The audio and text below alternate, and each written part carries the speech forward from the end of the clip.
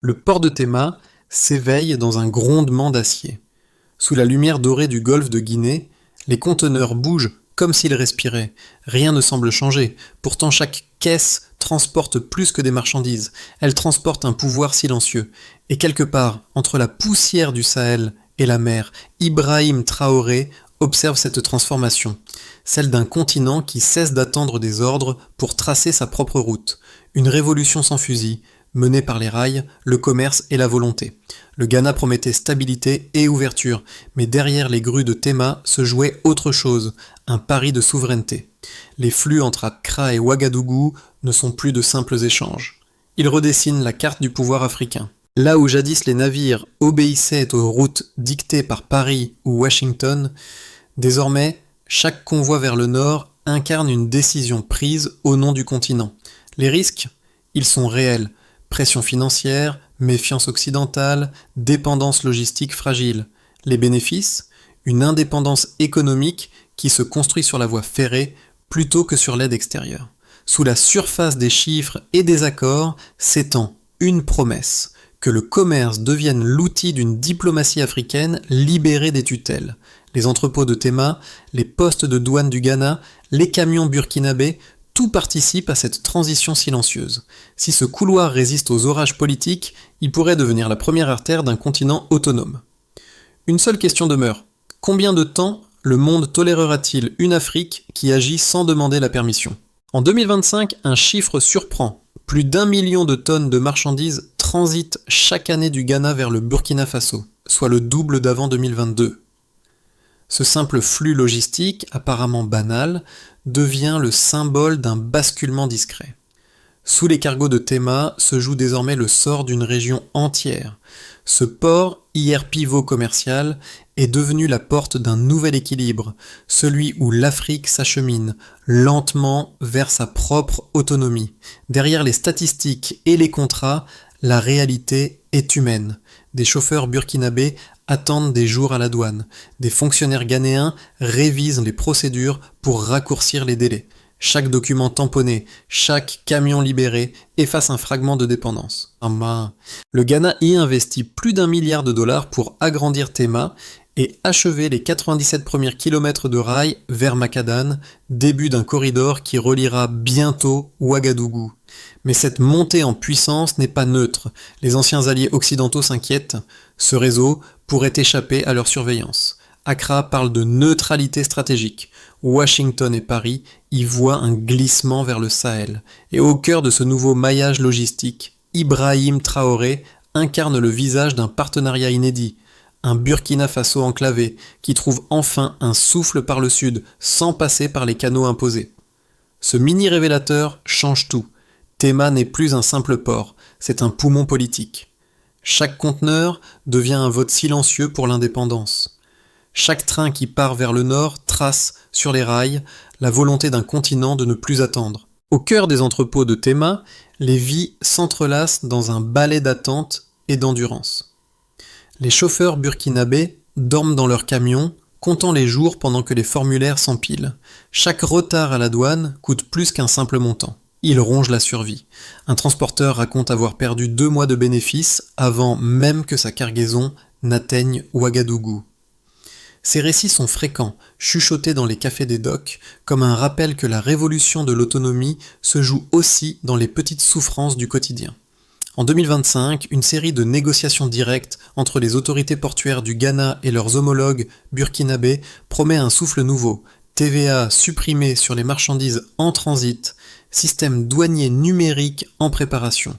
Des gestes modestes, mais symboliques. Sur le papier, ils signifient une reconnaissance mutuelle. Dans les faits, ils marquent la naissance d'une diplomatie de terrain, fondée sur l'écoute et la coopération concrète. Ibrahim Traoré, informé de ces avancées, y voit plus qu'un arrangement technique.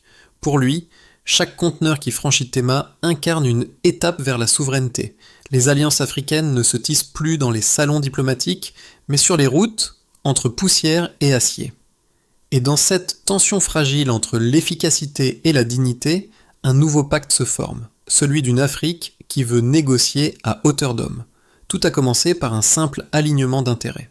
Début 2025, Alors que les négociations portuaires se poursuivaient, un changement politique à Accra a réorienté la boussole du Ghana. Le retour de John Mahama à la présidence a coïncidé avec une volonté claire, redéfinir la place du pays entre le nord sahélien et les partenaires occidentaux. Les discours restaient polis, les gestes mesurés, mais l'intention était explicite. Le Ghana ne voulait plus être un simple relais, il voulait devenir un axe.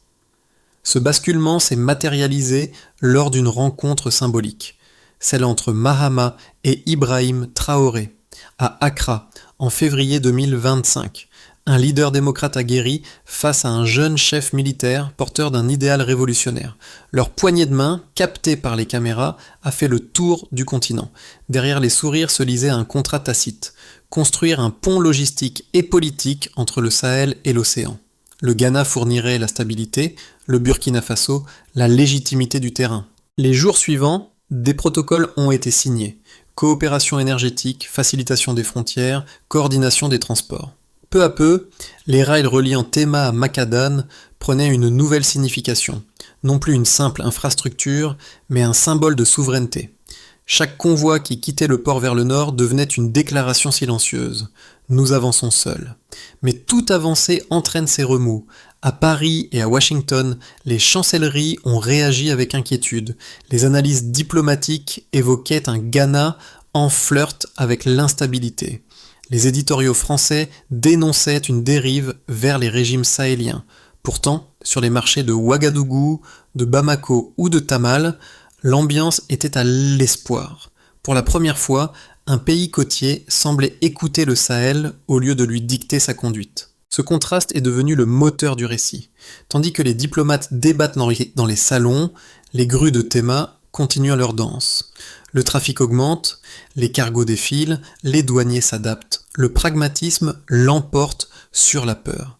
Et quand, à la mi-2025, la société pétrolière burkinabé Sonab annonce l'acquisition d'un terminal de 70 millions de dollars au port, le message devient irréversible.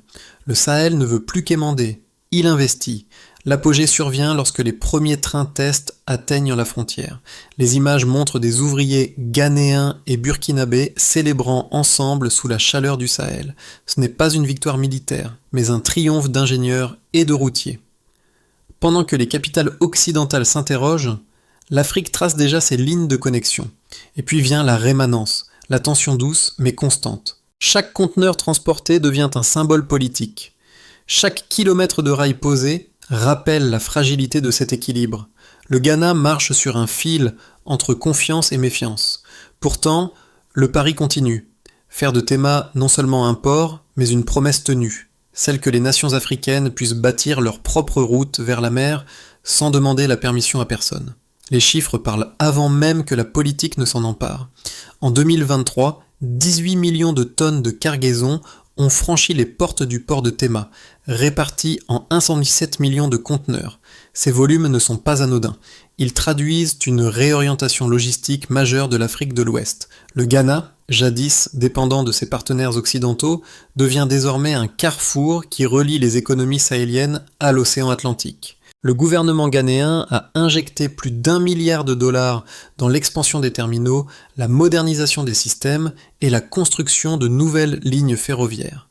Derrière ces investissements, une idée fixe, réduire la dépendance envers les routes coloniales historiques et ouvrir un couloir purement africain. Les 97 premiers kilomètres du chemin de fer Tema-Macadane, déjà terminés, annoncent cette mutation. Dans le langage froid des ingénieurs, c'est un projet d'infrastructure.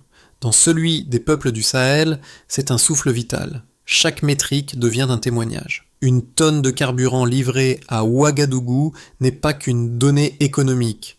C'est un jour de survie supplémentaire pour des milliers de familles. Un conteneur dédouané plus vite, c'est un mois d'attente en moins pour un commerçant burkinabé étranglé par les taxes. Chaque minute gagnée au port se transforme en revenu réel dans l'arrière-pays. Ces chiffres, souvent ignorés dans les rapports internationaux, incarnent la dignité retrouvée des circuits régionaux. Mais les données révèlent aussi la fragilité du modèle. En moyenne, 10 à 15 postes de contrôle ralentissent le trajet entre Tema et Ouagadougou. À chaque arrêt, de nouvelles formalités, parfois un nouveau frais informel. Le coût de la bureaucratie grignote les bénéfices, parfois plus sûrement qu'une crise politique. Selon les estimations locales, ces retards représentent jusqu'à 20% du prix final des marchandises. Face à cela, Accra et Ouagadougou expérimentent des réformes. Un système de douane numérique pilote devrait réduire de 40% les délais d'attente. Si cette promesse se réalise, Tema pourrait devenir le modèle africain de transit équitable. Pour Ibrahim Traoré, cette évolution dépasse la simple logistique. Elle symbolise la possibilité d'une souveraineté mesurable. Là où jadis la dépendance se comptait en aide, elle se calcule désormais en kilomètres de rails et en heures économisées. Les chiffres forment une narration froide mais puissante. Plus de 1 million de tonnes échangées entre Ghana et Burkina Faso. Un trafic doublé en 3 ans. Une croissance régionale corrélée à chaque progrès du corridor.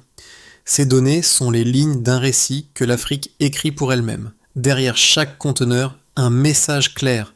La coopération peut produire autant de valeur que la charité, et la performance devient la nouvelle forme de liberté. 2 visions s'affrontent autour du virage de Tema. La première, portée par les économistes prudents, affirme que le Ghana joue un jeu dangereux. Vouloir plaire à la fois à l'Occident et au Sahel, c'est courir le risque de mécontenter les deux. Selon eux, l'économie ghanéenne, encore dépendante des investissements étrangers, pourrait vaciller si la confiance européenne se retire. Les infrastructures financées par des partenaires occidentaux ne peuvent être soudainement converties en instruments d'indépendance sans heurts. La seconde vision, défendue par les acteurs régionaux, y voit une renaissance. Pour eux, Tema n'est pas une rupture, mais une correction. Après des décennies d'asymétrie, le Ghana redonne à l'Afrique son droit de commercer selon ses propres besoins. Ibrahim Traoré en est l'un des porte-voix les plus convaincus. Il rappelle que la souveraineté économique ne se négocie pas dans les sommets, mais se bâtit sur les routes, les ports et les rails. Entre ces deux lectures, une réalité plus nuancée s'impose. Les gains logistiques sont tangibles, la dépendance financière demeure.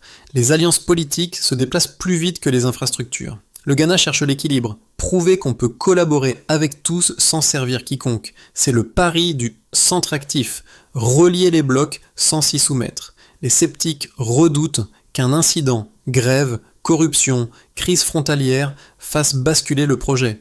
Les partisans, eux, voient dans chaque conteneur un argument concret. Moins de discours, plus de circulation. À mesure que Tema devient le nœud de l'Afrique sahélienne, la question n'est plus de savoir si le modèle est risqué, mais s'il est réplicable. Ce débat, loin d'affaiblir le mouvement, le renforce, il oblige chaque acteur à mesurer ses choix. Et au milieu du tumulte diplomatique, une idée s'impose. La stabilité n'est pas l'absence de tension, mais la capacité à en tirer du sens. Une ligne de fer, un choix de destin. C'est ainsi que beaucoup décrivent désormais le corridor Tema-Ouagadougou. Ce n'est plus une simple voie logistique, mais une frontière symbolique entre deux modèles de développement. D'un côté, la prudence diplomatique et les flux régulés par les anciennes puissances. De l'autre, la volonté africaine d'improviser son avenir à sa manière, quitte à bousculer les équilibres établis. Quand Ibrahim Traoré serre la main de John Mahama, ce n'est pas un geste de protocole, c'est un acte de foi. Derrière lui, les ingénieurs, les chauffeurs, les commerçants burkinabés se reconnaissent dans cette alliance inattendue. Un président civil, un capitaine révolutionnaire, deux trajectoires opposées, un but commun. Les chancelleries parlent de flirt risqué, les rues du Sahel parlent d'un souffle nouveau. Dans les ateliers, on entend les marteaux battre le rythme d'une indépendance silencieuse. Ce moment, fragile et puissant à la fois, marque le milieu du récit. Tema cesse d'être un port, il devient un symbole. L'Afrique ne demande plus la permission de respirer. Elle respire déjà, à plein poumon. Les effets du pivot ghanéen se propagent au-delà des frontières. 4 sphères en ressentent les secousses, les nations, les diplomaties, les citoyens et les investisseurs. Dans le domaine des nations, pour le Burkina Faso, le corridor Tema-Ouagadougou est devenu un organe vital. Une interruption, même brève, suffirait à asphyxier le pays. Les stations-service se vident en 3 jours, les hôpitaux rationnent les médicaments, les marchés voient le prix du grain s'envoler avant même l'arrivée des convois. Ce lien n'est pas une faveur, c'est un souffle partagé. Chaque conteneur dédouané représente un geste de survie régional. Sur le plan diplomatique, à Accra, la neutralité stratégique proclamée par John Mahama se transforme en véritable ligne de fracture géopolitique. Washington et Paris observent, méfiants, ce qu'ils considèrent comme un glissement vers le camp du Sahel. Les chancelleries débattent. Faut-il punir ou comprendre? Mais pour Ibrahim Traoré, la question est ailleurs. Ce partenariat prouve que la souveraineté africaine peut s'incarner sans médiation extérieure. L'Alliance ne cherche pas à exclure l'Occident, elle cherche à cesser de dépendre de lui. Pour les citoyens, dans les rues de Ouagadougou, de Tamale et de Bobo-Dioulasso, les conversations ont changé. On ne parle plus seulement de politique, mais de délais de livraison, de nouvelles opportunités, de stabilité retrouvée. Des milliers d'emplois émergent autour du port, des ateliers, des routes. Pour les chauffeurs et les commerçants, c'est la différence entre l'attente et la dignité. Le travail circule, donc la confiance revient. Du côté des investisseurs et des marchés, les signaux économiques se multiplient. Le trafic portuaire a cru de 12% en un an. Les contrats logistiques attirent des capitaux venus du Nigeria et du Maroc. Les agences occidentales, elles, hésitent. Investir, c'est cautionner un modèle qu'elles ne contrôlent plus totalement. Cette prudence, paradoxalement, renforce le sentiment d'autonomie du Ghana. Mais tout progrès a un prix. Chaque expansion du corridor augmente la pression politique. Plus Tema grandit, plus les critiques grondent. Favoritisme, corruption, lenteur administrative. Et pourtant, malgré les failles, le système tient. La coopération ghanéenne-burkinabé s'enracine, portée par une logique simple. Mieux vaut construire ensemble que subir séparément. La conséquence la plus visible n'est pas économique, mais symbolique. Tema est devenu un miroir où l'Afrique se regarde et s'interroge. Qui contrôle son avenir? Le continent répond, calmement, par l'action. Et dans ce murmure collectif, Ibrahim Traoré incarne une conviction partagée. L'indépendance se mesure désormais en kilomètres de rails, pas en signatures diplomatiques. L'avenir du corridor Tema-Sahel se divise en 3 trajectoires possibles. Chacune illustre une vision du futur africain, l'une prudente, l'autre ambitieuse, la dernière périlleuse. Dans la première hypothèse, l'équilibre reste fragile. Le Ghana maintient sa neutralité stratégique, jonglant entre partenaires occidentaux et alliés sahéliens. Les flux commerciaux restent stables, les réformes administratives progressent lentement. Tema continue de croître, mais sans rupture spectaculaire. Cette trajectoire, la plus probable, repose sur la discipline politique et la modération des ambitions. Elle transforme le Ghana en point d'ancrage discret, pilier d'un réseau africain encore prudent mais cohérent. Dans un scénario plus optimiste, l'axe africain s'affirme, les réformes douanières réussissent, les infrastructures ferroviaires atteignent Ouagadougou et les partenaires régionaux élargissent l'initiative à Niamey et Bamako. Les volumes commerciaux explosent, les investisseurs africains remplacent progressivement les bailleurs étrangers. Tema devient le Singapour de l'Afrique de l'Ouest, un modèle d'efficacité et de solidarité. Dans ce scénario, Ibrahim Traoré incarne l'union d'une génération qui croit à la puissance du pragmatisme. Le commerce cesse d'être un symbole de dépendance pour devenir un instrument d'unité. Enfin, le scénario pessimiste évoque la fracture, les tensions politiques s'aggravent. Des blocages administratifs, la corruption et des pressions extérieures minent la coopération.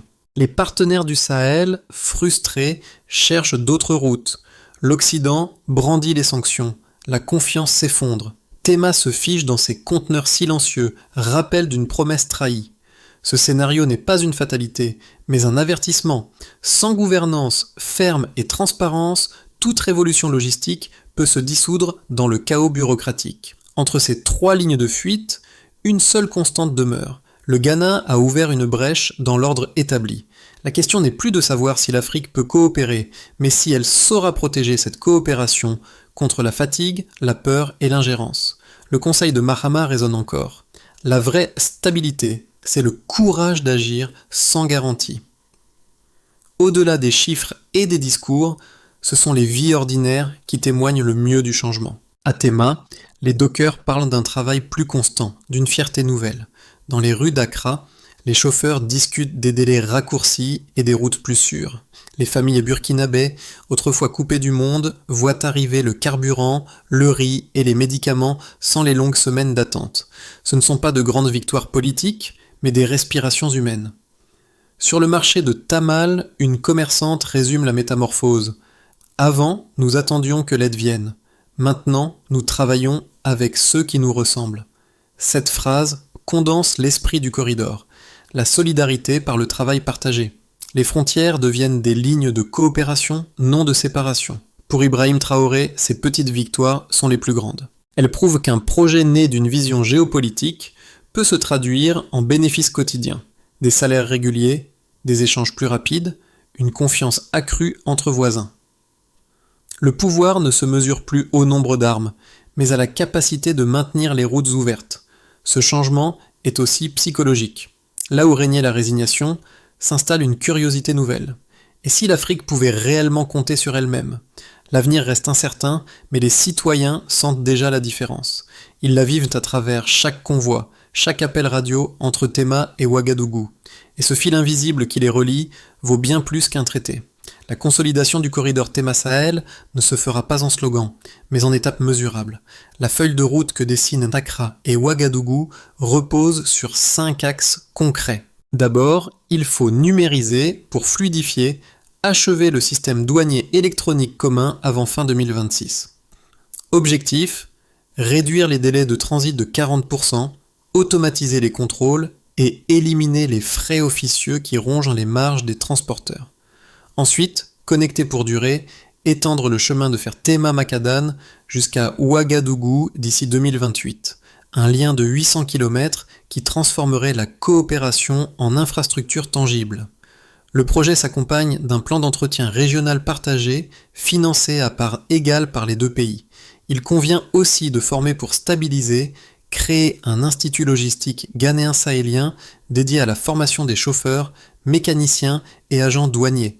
Un savoir commun qui garantit l'efficacité du système et limite les dérives bureaucratiques. Puis, superviser pour protéger, mettre en place une cellule mixte, anticorruption, composée d'inspecteurs ghanéens et burkinabés, chargés de surveiller les taxes, les postes de contrôle et les contrats publics.